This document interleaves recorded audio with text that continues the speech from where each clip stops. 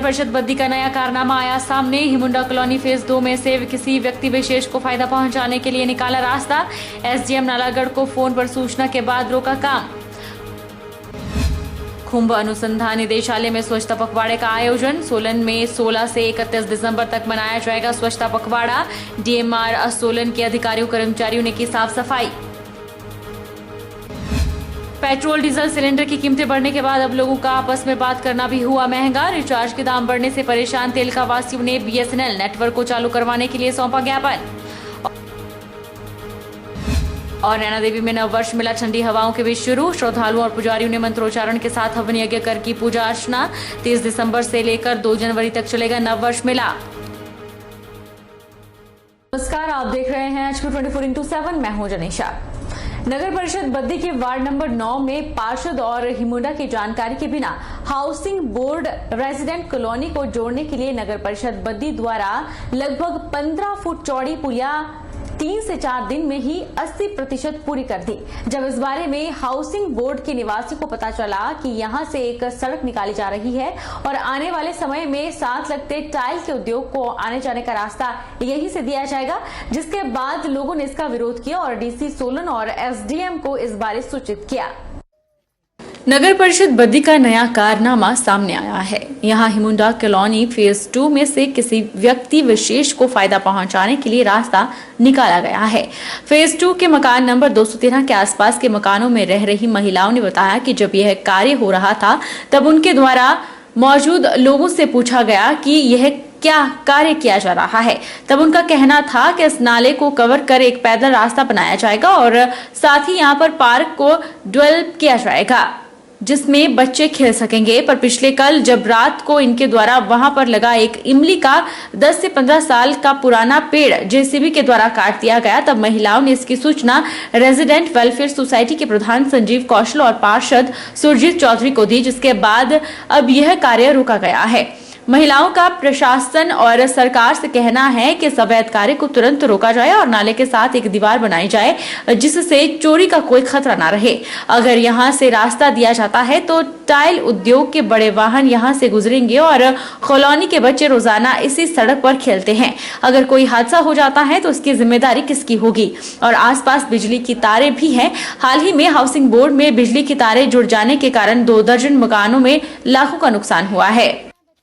जो कल यहाँ काम कर रहे थे तो मैंने उन्हीं से कांटेक्ट किया, उनसे पूछा मैंने आप क्या कर रहे हो, तो बोलते हैं यहाँ पे हम बच्चों के खेलने के लिए पार्क बना रहे हैं और पार्किंग बनाएंगे तो ये जितना भी नाला है ये सारा बंद हो जाएगा। तो ये ऐसे नहीं बताया था हमें कि यहाँ पे इस तरीके से यहाँ पे ईंटों की जो फैक्ट्री लगनी है वो लगेगी, ऐसे ही लग जाएगी तो हमारे बच्चों के लिए तो बहुत ज़्यादा अनसेफ्टी है। इससे कल को अगर गाड़ी आती है, बच्चे खेलते हैं, एक्सीडेंट हो जाए, कुछ हो जाए, 10 बात है। हम लोगों को झूठ बोला गया यहाँ पार्क बन रहा है इसलिए हम ये सड़क बना रहे हैं। झूठ बोला, सबसे बड़ा झूठ घर वालों के साथ बोला कि हाँ ये पार्क बना रहे हैं इसलिए छोटा सा रोड बना रहे हैं। ये गलत है, ये अपने काम के लिए सड़क बनाई इन्होंने। इतना बड़ा पेड़ तो पेड़ भी काट कर, इतना बड़ा पेड़ था, बरसों लग जाते एक पेड़ खड़ा करने में। वहीं housing board welfare society phase 1-2 के प्रधान संजीव कौशल ने बताया कि जब हमें इस बारे में जानकारी मिली तो खुद मौके पर आकर इस कार्य के बारे में यहां पर खड़े व्यक्तियों से पूछा तो उनका साफ कहना था कि यह नगर परिषद द्वारा करवाया जा रहा कार्य है और उन्होंने नगर परिषद के जेई से फोन पर इसकी बात भी करवाई। फिर एसडीओ हिमुंडा को मौके पर बुलाया गया और उनको मौका भी दिखाया गया, जिन्होंने मौके पर वहां पर कार्य करवा रहे व्यक्ति को नोटिस दिया और नगर परिषद को इस बारे चिट्ठी भी लिखी है। ये जो रास्ता हाउसिंग बोर्ड जो रेजिडेंस कॉलोनी उस पर निकाला जा रहा है, जबकि हिमुंडा के अधिकारी से मैंने बात की, उन्होंने इनको नोटिस भी दिया कि मैप में यहाँ से कोई रास्ता नहीं है, लेकिन अब किसी व्यक्ति विशेष को फायदा पहुँचाने के लिए रातों रात ये रास्ता निकाल दिया है, यहाँ पुली लगा दी। और हमने जब आके पता किया, कहते हैं नगर परिषद करवा रही है। तो जब ये यहाँ से रास्ते नहीं हाउसिंग बोर्ड कॉलोनी से, यहाँ बच्चे भी खेलते हैं, तारों की जो हाइट है वो नीची है, यहाँ से टिप्पर निकलेंगे, किसी ने पीछे एक टाइल की फैक्ट्री लगा रखी है, वो सारा मटेरियल इधर को लेके जाएगा। जो हाउसिंग बोर्ड के काम है वो 4 साल से यहाँ पे जब से भाजपा सरकार ये पेंडिंग पड़े हैं, वो तो हुए नहीं। आज इस काम के लिए रातों रात सभी जो यहाँ पे नगर परिषद के अधिकारी है पूरा लग गए इसको करने में ना, कि इसको जल्दी जल्दी रिकवर करें, एक व्यक्ति विशेष को फायदा पहुंचा रहे हैं। नक्शे में है या ये हाउसिंग बोर्ड की जमीन के साथ जुड़ती हुई ऐसा कोई हो सकता है ये कार्य? नहीं, हमारे नक्शे में तो ऐसा कुछ नहीं है। नक्शे में तो ऐसी एंट्रेंस इन लोगों के लिए कोई नहीं है। हमने इनको नोटिस दे दिया है का इनको डिसमेंटल किया जाए इसको। अब वैसे तो एरिया कमेटी को हैंडेड ओवर है मेंटेनेंस के लिए, बाकी कमेटी को हम नोटिस लेटर लिख देंगे, कमेटी को भी सूचित कर देंगे कि ऐसे ऐसे हो रहा है ये काम। रोगी कल्याण समिति की बैठक विधायक मुल्कराज प्रेमी की अध्यक्षता में सिविल अस्पताल बैजनाथ में हुई, जिसमें पूरे वर्ष का लेखा जोखा पेश किया गया। साथ ही वर्ष 2021-22 के लिए निर्धारित किए बजट पर चर्चा भी हुई। इस साल के लिए 48 लाख रुपए का प्रावधान किया गया है, जिसमें अभी तक 24 लाख खर्च किए जा चुके हैं। इस मौके पर विधायक मुल्कराज प्रेमी ने अस्पताल की पूरी व्यवस्था की जाँच की और चिकित्सकों सहित बैठक कर उन्हें अस्पताल में आने वाले रोगियों से किसी तरह की कोताही न बरतने की नसीहत दी।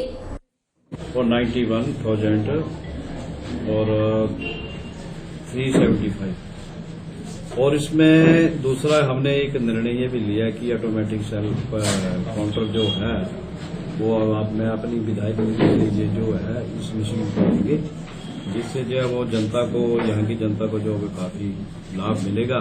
तो ये जो लेखा जोखा जो पूरे एक साल का होता है, तो जिसमें आज हम बैठक इसमें हुई, इसमें विशेषकर जो हमारे एसडीएम महोदय श्री आजम जी और एसडीएमओ और ये सभी मौजूद थे, इस बीएमओ साहब, और इसमें विशेषकर जो आज निर्णय सभी जो है अब चाहे विभागीय, चाहे पीने के पानी की व्यवस्था, चाहे हमारे दूसरी व्यवस्थाएं जो हैं, चाहे मेंटेनेंस की व्यवस्था है या दूसरी जो भी व्यवस्था है, इसकी जो हमने पूरी विधिवत जो है इसका आज हमने लेखा जोखा तैयार की है, जिससे जो है इस हॉस्पिटल को अच्छा हॉस्पिटल बनाने का प्रयास कर रहे हैं। और दूसरा इसमें जो है, जो हमारी जो जितनी डॉक्टरों की पोस्टें थी, चाहे स्टाफ नर्स की जो है, आज हमारा सौभाग्य प्राप्त है कि ये पहली बार जो इसमें जो है फुल जो है स्टाफ जो है इसमें पूरा डॉक्टर और नर्सें जो है। और इसमें जो सफाई का भी विशेष ध्यान देने के लिए जो हमने एक रखा है, और इसके चाहे टॉयलेट की सफाई के बारे में, चाहे दूसरे भी अन्य मुद्दे जो है इसको जो हमने विशेष कर रखा है। तो इससे मुझे लगता है कि आज ये अच्छा जो है हमने लेखा जोखा जो यहाँ पर हुआ, जिससे मुझे लगता है कि काफी जो है यहाँ की जनता को लाभ मिलेगा। प्रधानमंत्री नरेंद्र मोदी के स्वच्छता अभियान को सार्थक करने के लिए इन दिनों खुंब अनुसंधान निदेशालय में स्वच्छता पखवाड़े का आयोजन किया जा रहा है। इसी के तहत आज विशेष अभियान चलाया गया, जिसमें भाजपा महिला मोर्चा की प्रदेश अध्यक्ष रश्मिधर सूद एवं महिला मोर्चा की महिलाओं सहित डीएमआर के अधिकारियों कर्मचारियों ने साफ सफाई की। प्रधानमंत्री नरेंद्र मोदी के स्वच्छता अभियान को सार्थक करने के लिए इन दिनों खुंब अनुसंधान निदेशालय स्वच्छता पखवाड़े का आयोजन किया जा रहा है। इसके तहत आज विशेष अभियान चलाया गया। भाजपा महिला मोर्चा की प्रदेश अध्यक्ष रश्मिधर सूद ने बताया कि प्रधानमंत्री के स्वच्छता अभियान को मुकम्मल करने के लिए डीएमआर सोलन में 16 से 31 दिसंबर तक स्वच्छता पखवाड़ा मनाया जा रहा है, जिसके अंतर्गत आज महिला मोर्चा एवं डीएमआर के अधिकारियों कर्मचारियों ने साफ सफाई कर लोगों को स्वच्छता का संदेश दिया।